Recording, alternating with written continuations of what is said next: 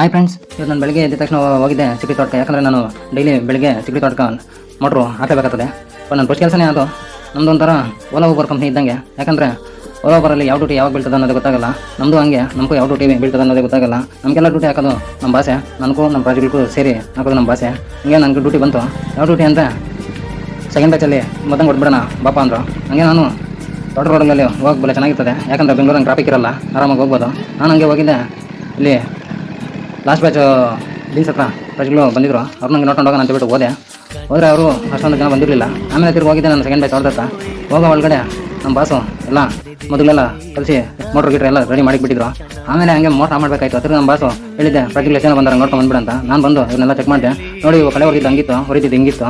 ಆಮೇಲೆ second batch ತೊಡೆದ್ರೆ ಹೋದೆ. ಹೋಗಿ ಮದ್ದು ಹೊಡಿಬೇಕಾಯ್ತು. ಹೊಡಿತಾ ಇದ್ರೆ ನಮ್ಮ ಬಾಸ್ ಹೊಡಿತಾ ಇದ್ದು ಇರಿತಿತ್ತು. ಹಂಗೆ ಇವತ್ತು ಭಾನುವಾರ ಅಲ್ಲ, ನಮ್ಮ ಮಾವನ್ ಫೋನ್ ಮಾಡಿ ಇವತ್ತು ಭಾನುವಾರ ಸ್ಪೆಷಲ್ ಮಾಡಿದ್ದೀನಿ ಬಂದರು. ಹಂಗೆ ಹೋಗ್ಬೇಕಾದ್ರೆ ದಾರಿಯಲ್ಲಿ ಹೋಗ್ತಾ ಭಗವಂತ ಸಿಕ್ನು. ಭಗವಂತನ ನಿಮ್ಮ ಆಶೀರ್ವಾದ ತಗೊಳ್ಳಿ.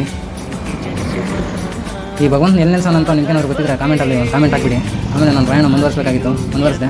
ಇವತ್ತಿನ ಕಥೆ ಇಷ್ಟು. ನೆಕ್ಸ್ಟ್ ವಿಡಿಯೋದಲ್ಲಿ ಸಿಗ್ತೀನಿ ಫ್ರೆಂಡ್ಸ್. ವಿಡಿಯೋ ಇಷ್ಟ ಆದರೆ ಲೈಕು, ಶೇರು, ಫಾಲೋ, ಸಬ್ಸ್ಕ್ರೈಬ್ ಮಾಡ್ಕೊಳ್ಳಿ ಫ್ರೆಂಡ್ಸ್. Thank you.